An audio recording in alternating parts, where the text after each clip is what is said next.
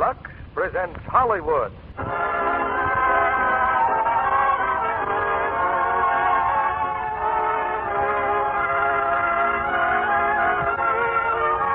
The Lux Radio Theater brings you George Raft, Raymond Massey, and Julie Bishop in Action in the North Atlantic.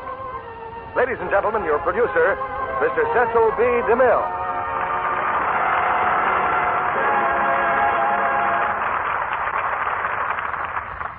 Greetings from Hollywood, ladies and gentlemen. In the dim past of 1942, the wolf packs of German U-boats were sinking ships faster than we could build them. But the undersea killer was beaten. Beaten by old weapons and by new, by gun and bomb and depth charge, and by the iron hearts of the merchant seamen. From every part of America, they went down to the sea in ships. And there many are buried in unmarked graves 1,000 fathoms deep. Some came from Marblehead and were born to the smell of salt air. Some from Missouri. They'd never even seen the ocean. Hollywood produced a magnificent motion picture tribute to the men of the merchant ships. It's called Action in the North Atlantic, and we present it as our play tonight, with George Raft, Raymond Massey, and Julie Bishop as the stars. Action in the North Atlantic is more than a drama of ships and submarines and sinkings, because there was unselfish courage behind these men. At home, the courage of wives and children and sweethearts. And to them, a grateful nation must give thanks. Americans have always liked to go to sea, from before the time the Yankee clipper was queen of the seven seas. There have been lots of changes since then, too. Ships powered by steam, the radio, airplanes. And now there's romance and adventure waiting behind the Lux Radio Theater curtain as it rises on Action in the North Atlantic, starring George Raft as Joe Rossi, Raymond Massey as Captain Jarvis, and Julie Bishop as Pearl.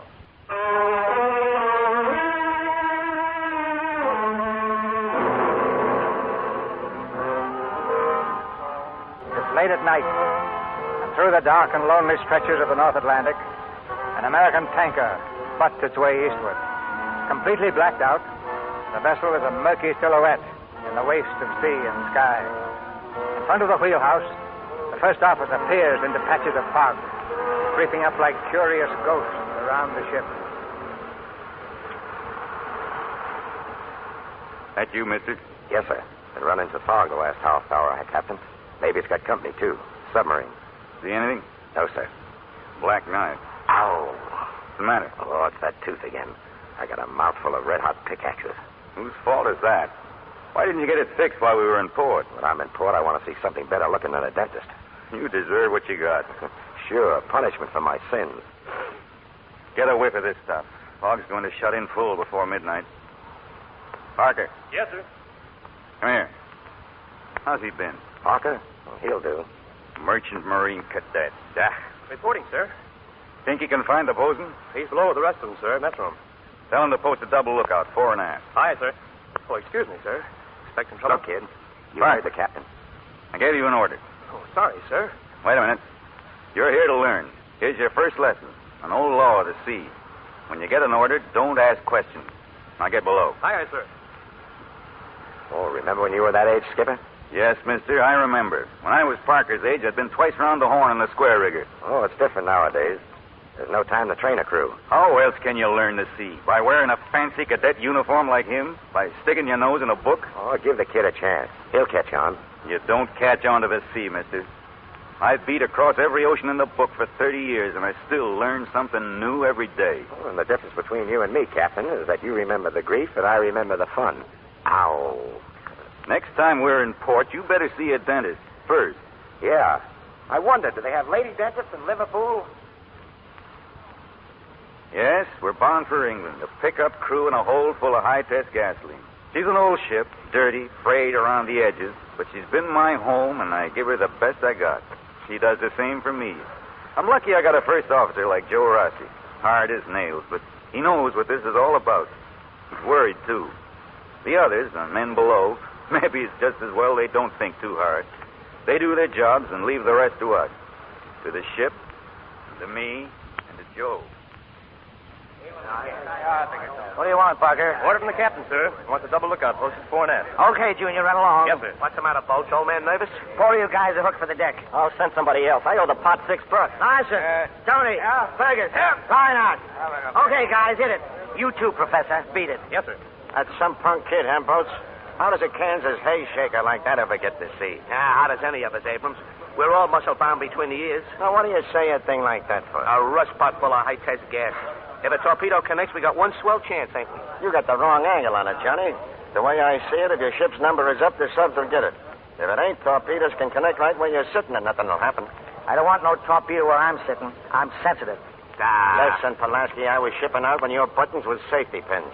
I was on a tanker in the last war. So what makes you want to ship out again? Because for 20 years I had my own business, got my own house, too, and a little dough put away. But I want to keep it all, see, and I figured this is the only way to do it. So we didn't ask for this war, but we got it anyway. And I say it's the guy that, like in the song says, we did it before, we'll do it again. With you in the war, Abrams, we got nothing to worry about. You just ain't got no faith, Pulaski. But I got faith in God, President Roosevelt, and the Brooklyn Dodgers. In the order of their importance. How about you, Whitey? Me? I'm out here for the dough. We get a 100% bonus, and I figure that ain't seaweed. Boats? Well, boys, I'm here because this is the one place my wife can't catch up with me. At least so far she ain't. Thinks she can cut alimony off of me like blubber off in a whale. Oh, my corn. You and your feet. Hey, fellas, how about some music, huh? I got very delicate feet. Can I help it? In the last war, my corns always hurt when there was a submarine around. Hey, can't that machine play nothing else? Stop beating your gums. I like it. I knew a dame that sung that. She had a baby face and a brain to match. Home, home on the range. I taught it to her. Well, what did you do that for? Yeah, now maybe you'll play something else. Hey, what's he so hot about? I wish you could turn off a dame that easy. I said, what did you do that for? Because I'm sick and tired of listening to this.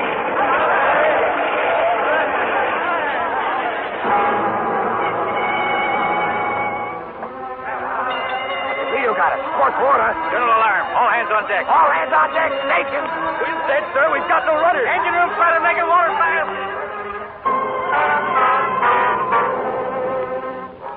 We didn't have a chance. In less than 6 minutes, the fire reached the gasoline. All you can see are great yellow sheets of flame and smoke that hit you like shots from a cannon. Your ears are full of screaming men and a ship that's being tortured and torn. You know half your crew's lost. You do what you can for the rest, and then you abandon ship.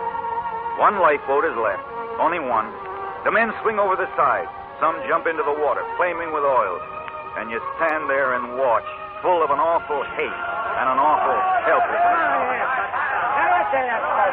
Get on in that boat, mister, and pull away. I'm waiting for you. Some of my men are still aboard. It's trainers back there. There's nothing you can do. Don't tell me what I can do, mister. Get over the side. Yes, sir. See, look. There's nothing in the book says you got a brain with your ship. You can't help those men. Maybe not, but I'm going to try if I can get... Well, Captain, will you come now? Blown to bits. They're blown to bits. All right, Rocky. I'm coming.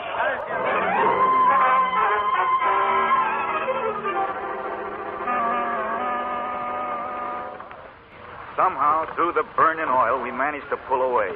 Once we were clear of the flames, we shipped oars and watched. We didn't want to, but we couldn't help it. The shock and the horror held us, fascinated. And suddenly, not 100 yards away from us, the shape of doom rose out of the sea. The Nazi submarine was surfaced. It breached and quickly turned their guns towards us. We could see them plainly in the glare. One of the Nazis started taking pictures, and another shouted at us across the water. This is the captain! They want the captain! I started to answer, but Rossi grabbed me before I could open my mouth. There is the captain of that ship! We left him on deck. He's dead. They killed enough of us as it is. They think they can scare us off the sea. They'll find out different. Excuse me, sir. Did we start rowing? Have you all got life jackets, men? All right, pull away, boys. Look, they're bearing down on us. They're going to ram us. They're going to ram. Jump. Jump for your lives. Get in the water. Hurry. Keep clear of the diving vein. Swim as fast as you can.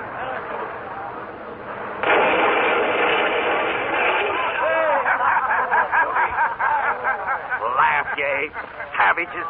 You had your blood and fire to make you laugh. But our time is coming. We'll pay you back. I swear to God we'll hunt you down. We'll hunt you down and slice you like a piece of cheese. They can't hear you, Captain. No, but God can.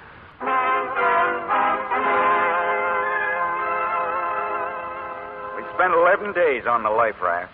There was no food, no water. 2 more of my men died, and then we were rescued. The destroyer picked us up and brought us back home. When we stepped in the dock, there were a lot of reporters, even the newsreel. They asked questions, but there wasn't much to tell. What can you say? Well, what happened, Captain, when the torpedo hit your tanker? Caught fire. Exploded. What happened then? We abandoned ship. Did you see the submarine, Captain? Couldn't help seeing it. It rammed us. Then what? And we spent 11 days on a raft. Look, there's our first officer, Mr. Rossi. You might like to talk to him. Thanks. Oh, Mr. Rossi? Yeah? Are you going to ship out again, Mr. Rossi? Well, if you live on land and your house burns down, you get another house. Out there, a ship is home. If it burns, we get another ship. That's how it is, ain't it, boys? Thank you. Any of you men like to say something? Ah, there's nothing to say. Captain and Rossi, they told you everything. That afternoon, we said goodbye. The men drifting automatically to the hiring hall of the Seamen's Union. There, among their own kind, they could talk and pass the time. Hours, days, or weeks as they saw fit, till they made up their minds to go to sea again or find a job on land. Joe Rossi had a room in town, but he left me at the nearest cafe. I lived in the suburbs. We had a little house, Sarah and I. She was waiting for me on the front porch. Oh, Stephen. Hello, Sarah. It's been so long. So long. No. They told me 2 weeks ago the ship was lost. The Navy picked us up. She was a fine ship, Sarah. Oh, what about the men? Good many were lost. Oh, and you're all right. You have a terrible sunburn. It'll wear off. I'm fine. Say, is that coffee I smell? Yes, it's all ready. Come on in. We'll sit down in the kitchen. I sure would enjoy some of your coffee. You been all right, Sarah? Oh, sure. I guess I worried some, but... Why, that's a new suit, Stephen. It doesn't fit so good. Well, I think the coffee's ready. You know what I'm going to do? What? Take a bath. I could soak for a month. Oh, then soak, my darling. I'll go light the heater. Thanks, Sarah. That was wonderful. Best bath I had in my life. Now the bed's ready. You want to go to sleep, don't you? I'm so tired, Sarah. Well, you get in there and lie down. I'll go to the market while you're sleeping. This feels so good. Sleep well, my darling. Close your eyes. That's right. Sarah, I feel tears on your face. I know. I'm silly. I'm just crying because I'm so happy. I should be used to it after all these years. Listen, I've weathered a lot of storms. I've always come back to you. Yes, darling, yes. Sleep now. You sleep. I'll be back soon. Yes, that's good. So good.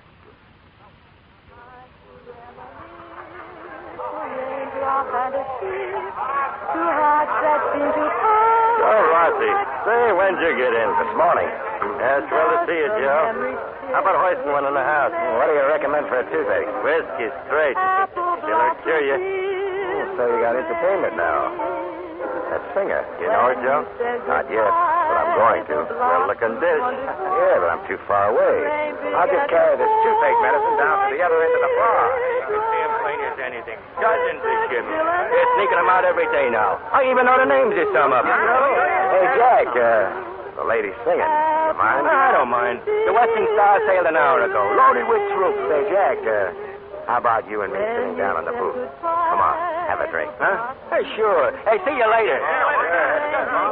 Listening to you, Jack, maybe the news ain't reached you yet. There's a war on. Well, ain't that exactly what I've been saying? Those ships are carrying men straight for the front. I seen them. Oh, you saw them, huh?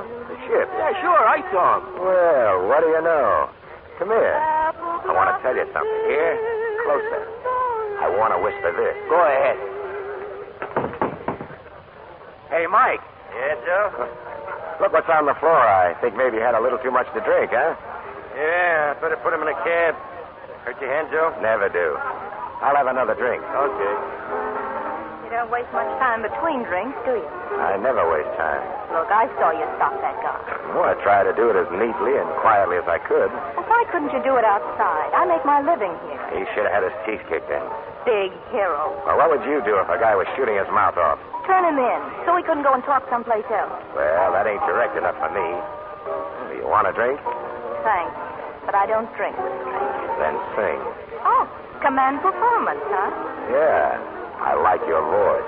From the way you were staring at me, that's not all you like about me. That's all I know about you so far. Hey, Joe. Guess maybe you two should know each other. Joe Rossi, Phil O'Neill. Oh, glad to know you. Hey, don't you ever smile? Once in a while, if there's a reason for it. Well, maybe I can dream up a reason. Mind if I hang around? Suit yourself, Mr. Rossi. When do you knock off here? Sometime after you've left. Maybe I'm leaving right now. I guess you made things pretty clear. Oh, wait a minute. I'm sorry. I guess I'm just in the dump. Well, I was thinking maybe when you're through, we could go somewhere and have a few laughs. Well, is he okay, Mike? Yeah, Joe's okay. All right. We'll have a few laughs. I don't know, Joe. You better have that tooth fixed. Yeah, I think I will. Hmm? I think I will. One of these weeks.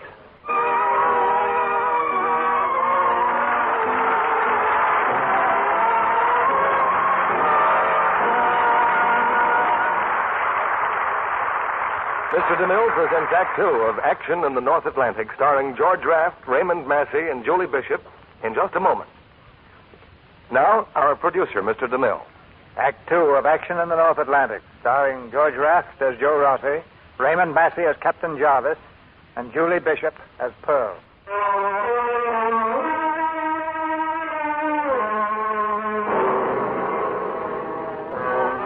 The days on shore went quickly by. They were starting to turn out those Liberty ships fast, and they needed captains. I spent a lot of time in town lining up a new berth. I tried to look up Joe Rossi, but I never could find him. It seems that new girl of his was keeping him pretty busy. Once in a while, I'd see the boys from the old ship still killing time in the hiring hall of the Seamen's Union. More than 100 men must have shipped out today already. That's only a spit in the ocean. It'll take thousands the way they're turning out them new ships. 4 oilers wanted. 3 ABs. Report to the desk. Come on, Pulaski. Let's sign and get it over with. I ain't no hurry. In fact, I ain't ever going to sign on again. Well, what are you hanging around here for if you ain't going to sign up? I'm paid up. I'm still a member of this union. Listen, the only uniform we got is the union button. But no guys wearing one who ain't got what it takes. Oh, I ain't got no guts, huh? Well, look, it's different with you single guys. You haven't got a worry in the world. But I'm married, see? I got a wife, and a kid's coming next month. So, all right, I'm nervous. Then pipe down. What do you mean, pipe down? What's the matter? Ain't it allowed no more? No more free speech? Come on, forget it. Let's play cards. No, I won't forget it. Don't it matter if I want to know if my kid's going to be a boy or a girl? Don't it count no more? The home? Well, I want to see my kid, see? And I want to be with my wife. Go on, make a law against her. Put me in the nut house for thinking things like that. Well, go on. Why don't you say something? I don't talk to guys like you. I beat their ears off. Lay off, Boats. You, all your brains are in your fists. If that's the way you feel, Pulaski, you got a right to say so. I got a family, too. You think my wife feels good with me at sea and my boy in England in the Air Force? You got a kid in the Air Force? Yes, but why talk about such a common thing? The trouble with you, Pulaski, is you think America is just a place to eat and sleep in. You don't know what size your future's buttered on. Believe me. Don't waste your breath. 12 ABs. 4 firemen. 2 carpenters. 1 bosun. Hey, come on, you guys. It's one of them new liberties. A big one and fast. I just got all the dope. They want a bosun, O'Hara. What do you say? Let's go. You coming, Whitey? Yeah, I'll go find Jinx. So long, Papa Pulaski. What do you mean, so long? I'm coming. Huh? So I changed my mind. Maybe I talk too much. Welcome home, Pulaski. Welcome home.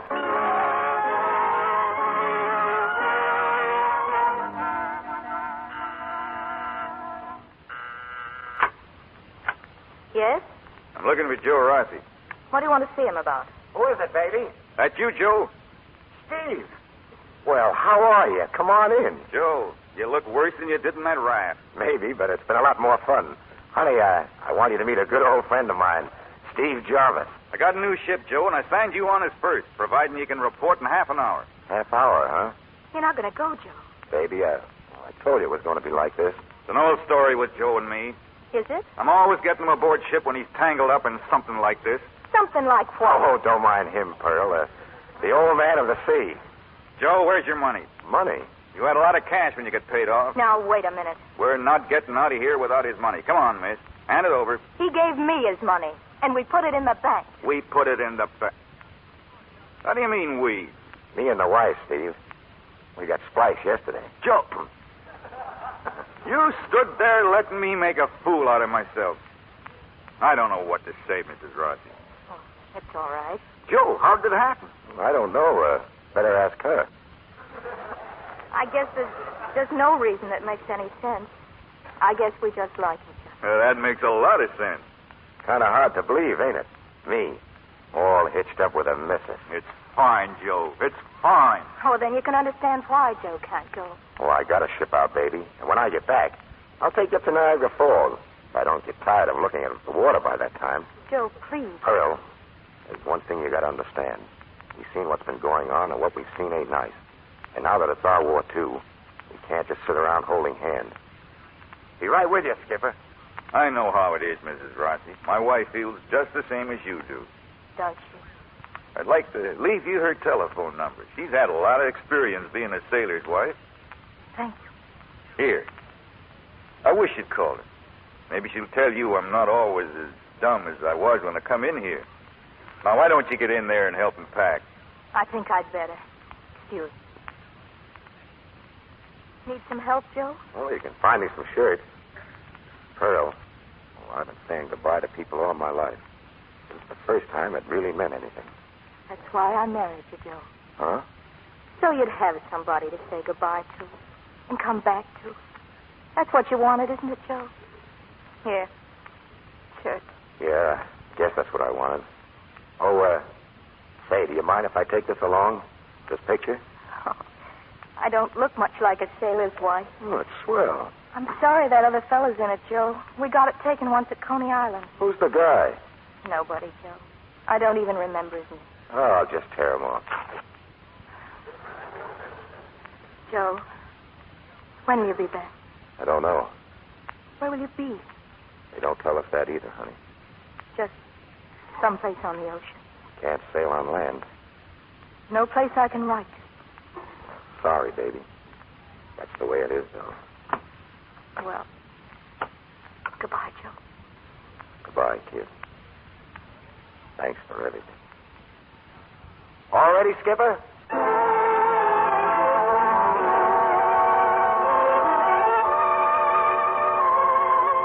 It was a beautiful ship, the Sea Witch, all new and shiny, clean and fresh like a racehorse. We loaded to the plimsoll line with trucks and tanks, ammunition, and carloads of food. The crew was new, but I was thankful for a few familiar faces. O'Hara and Abrams, Pulaski, Whitey, Doggy. And the Navy came aboard, too. Ensign Wright and 10 men for a gun crew. Kids. So young. They were quite a joke to men like O'Hara and Pulaski. Will you get a load of this? Look, babies. Ain't you children got the wrong ship? This ain't no Hudson River day line. Pipe down, Sinbad. We're here to protect you guys. They're here to protect us. Now, ain't that sweet? Get out of the way, sailor. Let us through. Now, do not be impetuous. Hey, you, what's that star on your chest? That means you got high marks in music appreciation, huh, kid? Tell them, Mousy. Tell the wise guys where you got that star. I used to be on the Lex. That means the Lexington, wise guy. The Lexington? Are you kidding? Did you knock off any of them Japs, kid? Yeah, we got a few. All right, break it up, boys. Break it up. O'Hara. Yes, sir. You and Abe will take these Navy men aft. Jones is to their quarters. I'll be in the old man's office. We're sailing in 2 hours. Take them kind of young these days, mister.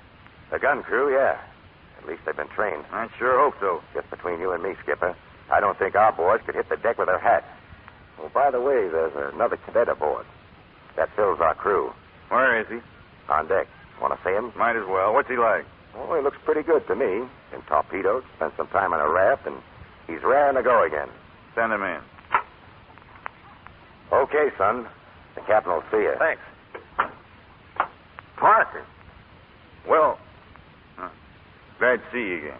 Thank you, sir. Get into your working clothes. Plenty for you to do. I'll see you later at the bridge. Yes, sir. Thank you, sir. Well? Parker again. Book learning sailors instead of experience. Well, I must admit he did all right. Times change, Skipper. Men and ships with it.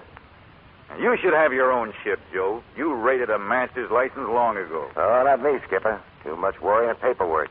You got a wife now to think about. Well, I just got her orders. We're going to Canada. Canada? That's just between you and me. We take on more deck cargo and join a convoy. Well, if we put anything more on this ship, we'll have to put wheels on her at bottom and push her in. Well, line the men up on deck. I'd like to meet them. Yes, sir.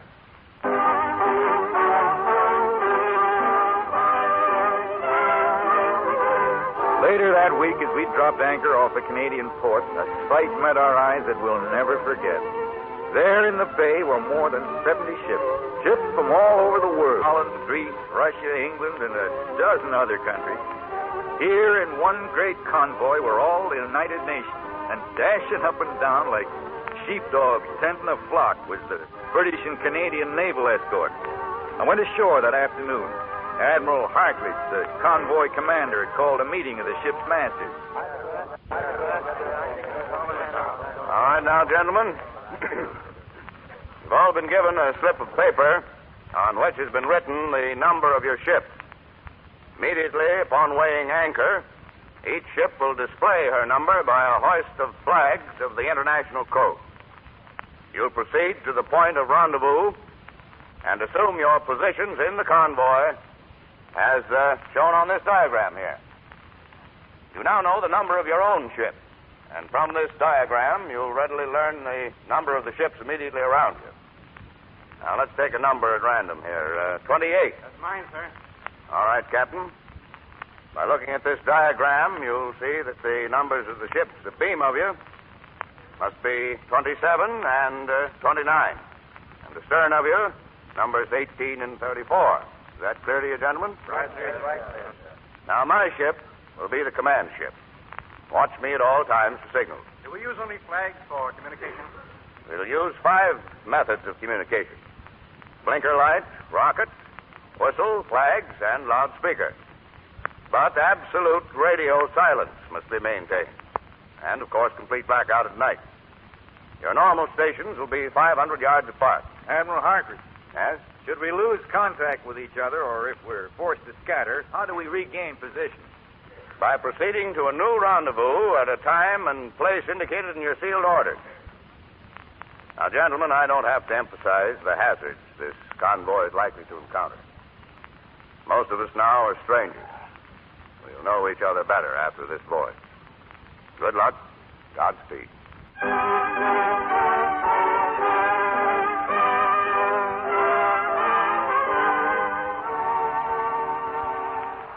Mr. Rossi, Go ahead, Parker. signal pennant from convoy commander. Start reading.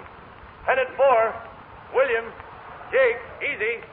Acknowledge. O'Hara. Yes, sir. On the searchlight. Yes, sir. Acknowledge. Convoy commander for 51. Signal. William. Jig. Easy. Aye, aye, sir. William, Jig, easy. Keep your eyes open, Parker. I'll be up at the bridge. Yes, sir.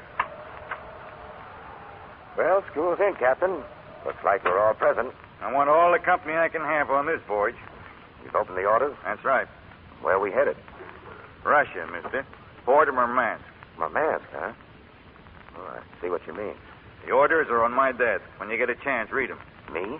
Anything can happen, mister. You might find yourself with a command, whether you want one or not. Nervous, mister? Yeah. That's okay. So am I. Oh, come in, Mr. Rossi. Well, how's it going, Parker? Skipper want me, sir? No. No, I'm just killing time. I thought you'd be asleep. Trying to, but I couldn't make it. I've been reading. Oh, these nights are dillies, ain't they? Well, maybe we'll get used to it. We've only been out 4 days. Try to sleep, but every time the engines slow down, my heart speeds up. I don't have nerves like you, Mr. Rossi. Let me tell you something about my iron nerve, kid. It's made of rubber, just like everybody else's. So it'll stretch when I need it. People got a funny idea that being brave ain't being scared. But I figure that if you ain't scared, then there's nothing to be brave about. The trick is how much scaring can you take. I got an idea you can take plenty. I hope so. Oh, that your girl's picture? Yes, sir. Nice looking. How'd she feel about you going to sea? Well, he didn't feel very good. Same as my wife. Here's a picture. That's what she looks like.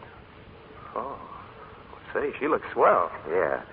Well, we didn't have time to have a real good picture taken, you know. It's kind of nice to have somebody at home thinking about you, ain't it? Yeah. Look, how'd you ever happen to join the Merchant Marine, kid? I've been wanting to go to sea since I was a kid. Right now, well, it sounds pretty corny, I guess, but right now it seems to me this is the toughest, most important job anybody can do. There's none bigger than this. Gee, Mr. Rossi, when you get your own ship, I sure hope I get a chance to sail with you. Oh, I'm too easy going to make a skipper. Well, you go on watch soon. Better get some sleep before you... What's that? Shut up and get to your stations. Sound general alarm and stand by.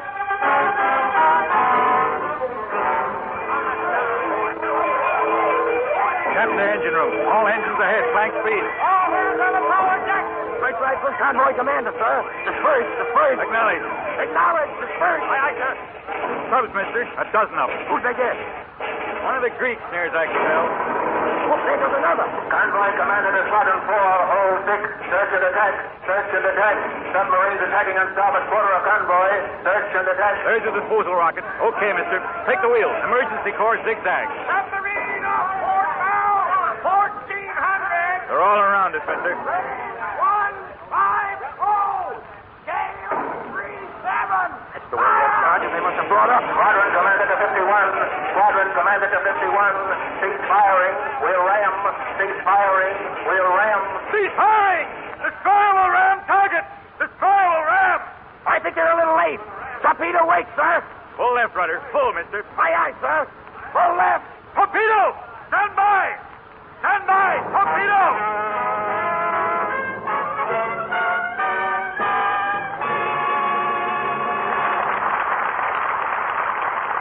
We pause now for station identification. This is CBS, the Columbia Broadcasting System.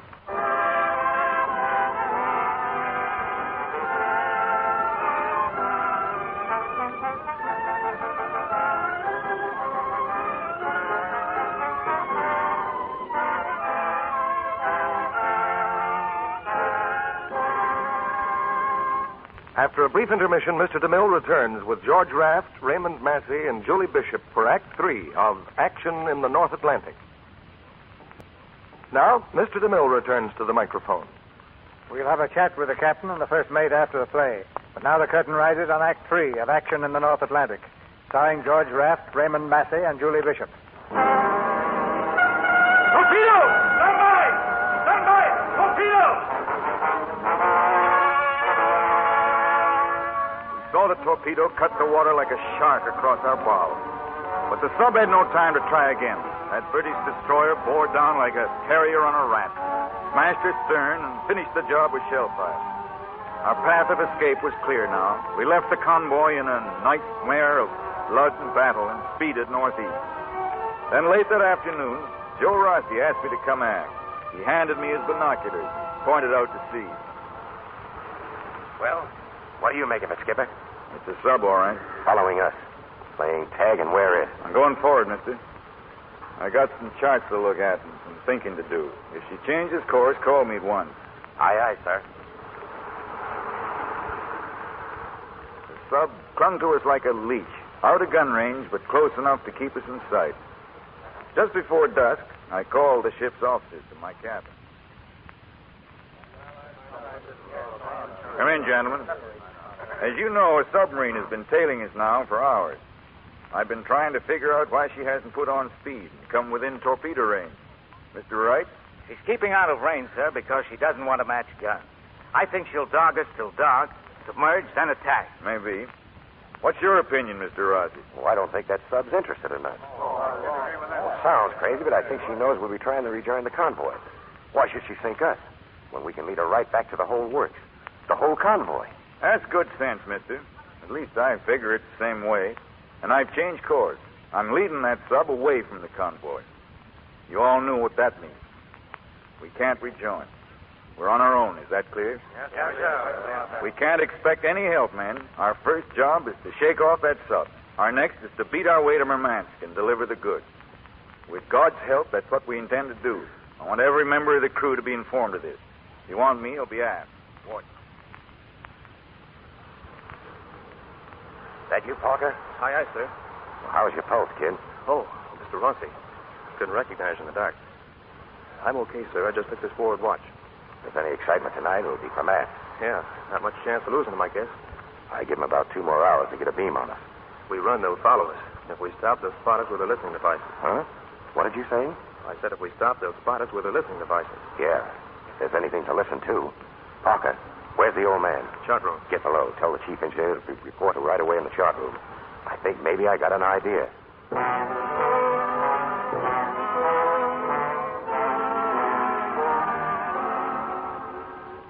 Say that again, mister. Well, instead of trying to run away, we stand still. It's too dark for them to see us, and if we seal any sound up tight, they won't be able to pick up anything on their listening apparatus. They'll sail right past us. Well, can you do it, Chief? Black out every sound on board? Engines, pumps, generators, the whole works. I can do it, sure, but I won't be responsible for the safety of the ship. Will you be responsible if we get kissed by a torpedo? How long will it take you to secure everything? 10 minutes. Could you get up steam again in half an hour? Yes, sir. It's worth the risk. Go ahead. Aye, sir. Durasi, check the wind and estimate the drift. Pass word to the bosun. We've got to have complete silence throughout the ship.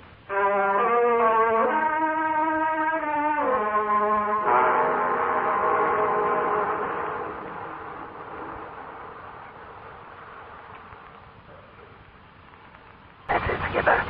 All sound blacked out. Yeah. We're drifting. We only had a beautiful stinging fog. We're lucky as it is. No moon. Yeah. All we gotta do now is sit and wait. Hey, who's that? It's me, Pulaski. Lie down on the deck. My heart's pounding so fast it's gonna bust right out of my chest. Ow! I'm sorry, Abrams. I didn't see you. Oh, I wish I was in Times Square. Why Times Square? I take the subway home. Hey, what's that? I hear something. Sure, it's my heart. Shut up and listen. That's it. That's the sub. Hold your breath, boy. Hold it. Hey, I got a sneak. Oh, for Johnny, no. No, I got it. Johnny, look. Hold your face up and go like this. Huh? It'll hurt a little, but it's guaranteed to stop sneezing. You ready? Yeah. Yeah, it's good for hiccups, too. O'Hara. Yeah. They're getting closer. Yeah. You suppose I should tell the captain? He's got ears. Watch Pulaski. If he comes to, shock him again. There's the beam of the captain. You hear? About a quarter mile to starboard. Wait a minute. She's fading. Listen. She's gone. Or blacked out, too, maybe. Maybe. I got a hunch she's lost us. For good. Try to think of a prayer, mister, and start praying.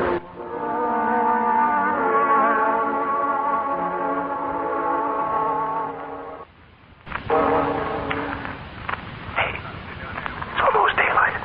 How does it look? All clear, yes, sir. Mr. Wright, Aye, sir. port side. What do you see? All clear, sir. Can't pick up a thing. Good. Check with the crow's nest.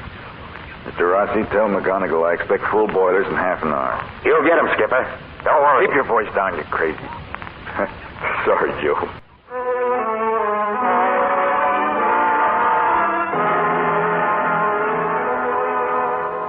In the full wash of morning sunlight, everything seemed wonderfully fresh and good again. Before noon, the radio man picked up a signal, but it was in German code and it meant nothing to it.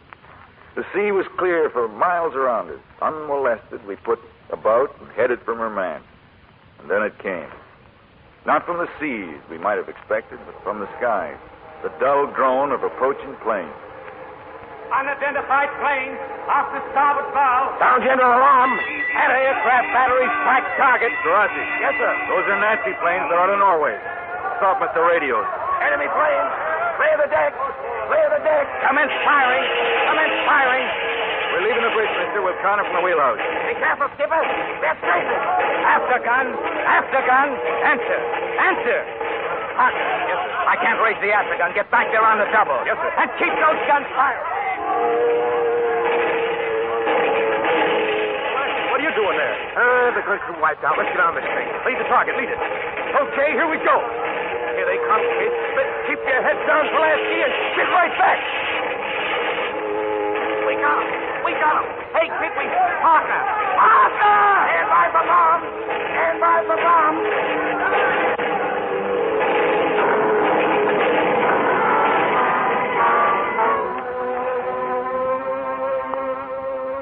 I don't even remember being hit.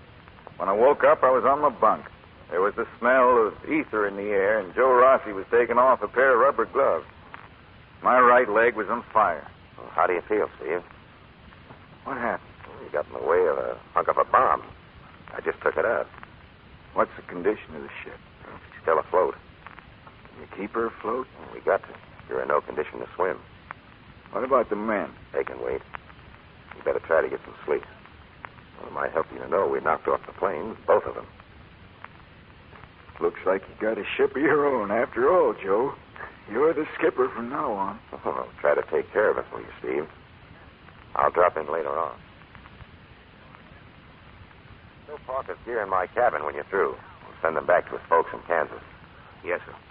Oh, what's this, Pulaski? It's a letter to his girl, I guess. He never finished writing it. I didn't mean to, Mr. Rossi, but I read it. That's okay. He wrote about being scared. He said it was okay because he had confidence in us guys in the crew. I used to ride him all the time. It made a good officer. These books, he was always studying them. Well, you got to learn it one way or another. Suppose I could borrow a couple of them books? Why, I don't think he'd mind, Pulaski. Thanks. We're having a burial service for Parker and the rest of the men at 3 o'clock. Pass the word. Yes, sir.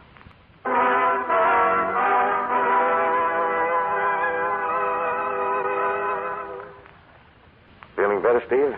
A little. Joe, I got to know just how we stand. Well, we're getting patched up. Propeller shaft out of line. Midship plates are none too good, and the cargo's all over the hold. They'll be back, Joe. Planes or subs, or both. I know. The anti-aircraft guns are okay. Forward gun is knocked out. You could come about. Maybe reach Scotland and pick up another convoy. Yeah, guess I could. But we're holding the course, Skipper. We're going to Mammoth. Thanks. Well, I better go out on deck now. Burial service. I wish I could go for you. Maybe you could mark the parts I should read. The Bible, Joe. Hand it to me. And whosoever liveth and believeth in me shall never die. We brought nothing into the world, and it's certain we carry nothing out. The Lord gave, and the Lord hath taken away. Blessed be the name of the Lord. Well, that's the word of God, and it's good. These 9 men here on the deck were just like us. Guys we ate with and slept with and fought with. Well, I'm sorry their folks ain't all here to see we're doing the best we can for them. I know they feel better about it. Sorry they had to die. They'll never have a chance now to finish the things they once set out to do. If those are the breaks. Any of us could be lying here tomorrow and somebody reads a book over us and we're tossed into the sea. That ain't what's important. A lot more people are going to die before this is over, and it's up to the one that come through to make sure that they didn't die for nothing. I'd like now if you all say the Lord's Prayer with me. Our Father, who art in heaven, hallowed be thy name. Thy kingdom come. Thy will be done on earth as it is in heaven. Give us.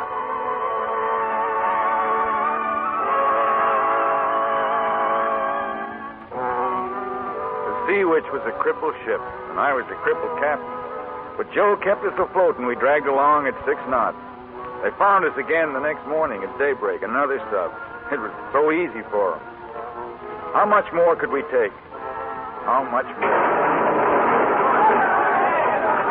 Torpedo, sir. There's a hole forward you could drive a tank through. Break out all the gasoline and all you've got. Spread it amidships and set fire to it. Yes, sir. Reach to engine room. What's the damage down there? Making water fast, but I think we can keep under control. Cut down the 2 knots and send the party forward. Secure all bulkheads. Aye, sir. Mr. Wright. Yes? Turn your gun starboard and hold all fires. That sub comes up. Yes, sir. Pick up those fire buckets, you guys. Pull out the sand and fill them with gasoline. Are you nuts? That's orders. Flood the forward decks and set fire. Do what I tell you. He's trying to bring that sub to the surface. Whitey, Jack, Baranka, get on those fire hoses and chemicals. Stand by till we need them. Reach to the engine room, Max. Go ahead. Look, let the oil into the fire boilers. I want a smoke screen. Open up 5 and 7 oil valves.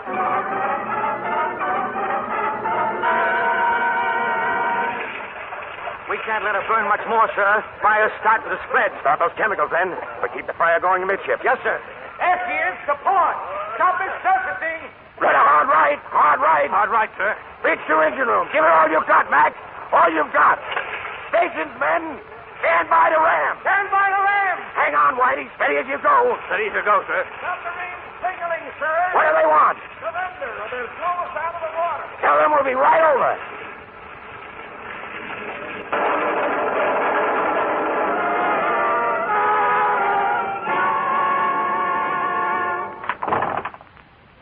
What's going on, Mr. Rossi? What's hit it? Oh, relax, Skipper, and lie down.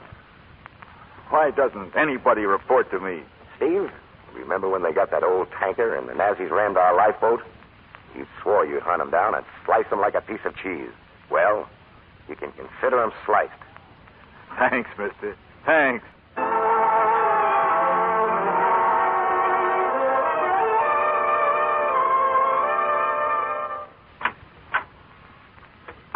Hey, who told you could get dressed? If it weren't for Abrams and Pulaski, I wouldn't know anything that was going on. They're taking me to the bridge when we get into my man. Oh, no, they ain't. I am. And right now, Skipper. Joe, we're there? That's right, Steve. The whole convoy's in the harbor. Looks like we're pulling up the rear. Not exactly the place of honor. Oh, I don't know. They sent out a squadron of planes to show us in. They did, huh?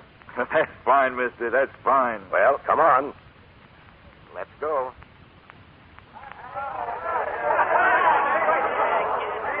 Joe, look. That's for the ship, Skipper. To you and your ship and your men. Alive and dead. There's the flagship of the convoy. They're running up some signal pennants. What's it say, Joe? Oh, I never was much on reading, Skipper. You unhash it. Jarvis, SS Seawitch. Thanks to you and crew for miracle of American seamanship. Partridge, Commander. We'll have something to write home, mister. Will you look at that on the dock? Dave! Heaving rope! Dave! Throw out that tater, Pulaski. Hey, Abrams, what's that mean? Tavaritchi. That means comrade. That's good. Hey, will you get a load of that? Tavaritchi yourself, cutie. Hey, what are you doing tonight? Take fast. Take fast. Oh, that's the first time I ever wanted to kiss a longshoreman. They're waving at us, Joe. Come on, wave back. Hey, mister, what's wrong with you? Toothache? Something like that, yeah. I was just thinking of the trip back home.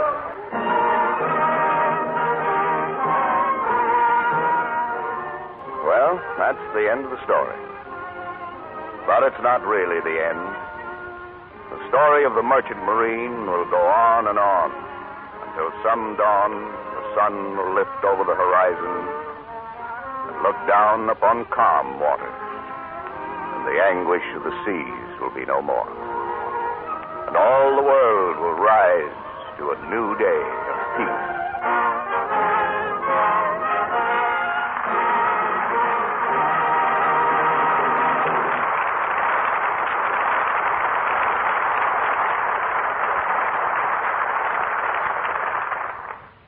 The ships of the Merchant Marine are ready now, ladies and gentlemen. They're in the water, waiting for crews. Are there any experienced seamen listening to me now? There's a berth in one of those ships for you. Just telegraph to Merchant Marine, Washington, D.C. Telegraph collect. I'll repeat the address. Please wire collect to Merchant Marine, Washington, D.C. America needs your help. Now, here's Mr. DeMille with our stars. The convoy has made port, and George Raft, Raymond Massey, and Julie Bishop are sailing a straight course back to the footlights. By the way, George, they tell me you haven't been seen at the ballpark much this year. You haven't gone back on baseball, have you? No, sir, CB. I was overseas for a while with a USO unit. But I'll be out there soon. Seems to me, George, that a fellow who loves baseball as much as you do should be playing it. From what I read in the papers, they need him. That's rather a sore point, Ray. You see, George was a ball player once. Let's see, where was that? I played left field for Springfield, Massachusetts, in the Eastern League. Why keep it a secret? Were you good? No, I couldn't hit. But if you can walk, you'll probably get a call from half a dozen teams in the morning. So because of a bad batting average, you're starring in pictures instead of baseball. Well, that isn't how you got into the acting business, is it, Ray? Well, no, CB. I was over in Siberia with the Canadian Army after the last war, and I ran into some American vaudevillians. We put on a minstrel show to forget the cold weather, so here I am. Well, obviously you weren't a ball player or in the Canadian Army, Julie. What put you in pictures besides a lot of beauty and talent? I know how to ride a horse. Oh, so did Paul Revere. Well, I started in Western pictures, and for a couple of years I couldn't act unless I was sitting in a saddle. Good night. Good night. Good night. Good night. Smooth sailing to all of you.